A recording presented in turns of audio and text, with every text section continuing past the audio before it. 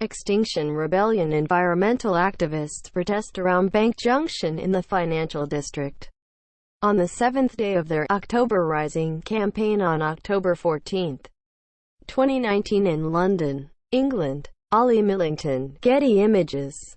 The Federal Reserve is going green, and that could mean a substantial change for the way financial institutions have to prepare for the unexpected. In recent days, several central bank officials have spoken about the importance of taking climate change into effect when considering dangers posed to the system. Along with that, the Fed's Financial Stability Report, which usually talks about how economic and market forces could impact banks, insurance companies and other firms, mentioned climate for the first time. While none of the talk addressed anything the Fed might do specifically from a regulatory standpoint, the emphasis was clear on how important the issue has become.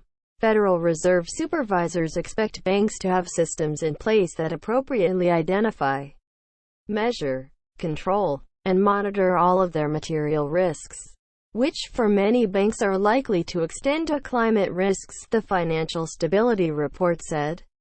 College Voices. Gen Z grew up with climate change. Now it's starting to have an effect on their career choices. Fed Governor Lael Brainard first brought up the need to address the issue just over a year ago. In a statement accompanying the report, she noted that climate change poses important risks to financial stability. The report cites price instability that could come from climate-driven weather events like tornadoes and floods that cause households and businesses to have too much debt relative to assets, forcing panic selling. It is vitally important to move from the recognition that climate change poses significant financial stability risks to the stage where the quantitative implications of those risks are appropriately assessed and addressed, added Brainard, who is believed to be a top contender for Treasury Secretary and President-elect Joe Biden's cabinet.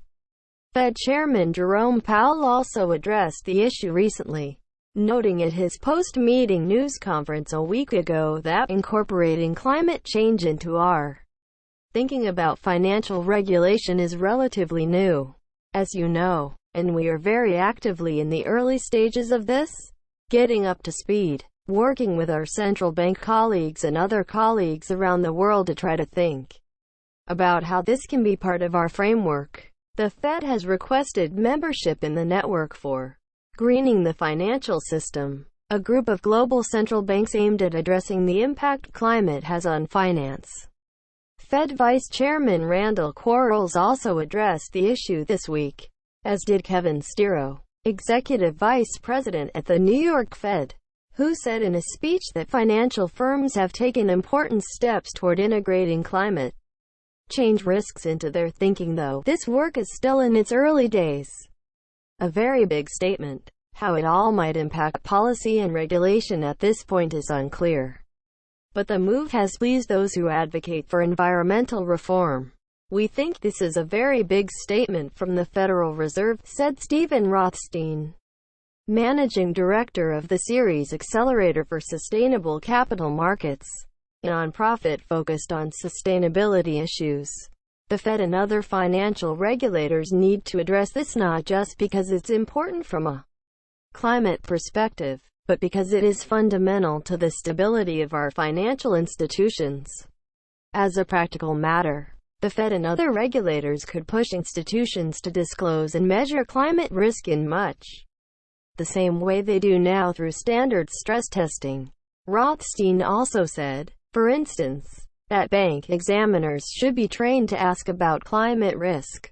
Banks and insurance companies should be aware of the various geographical risks they face, such as from floods or earthquakes, and prepare accordingly. He added, with Biden's focus on environmental issues, such as the Paris Agreement talks from which President Donald Trump withdrew the U.S., the focus on climate is even timelier.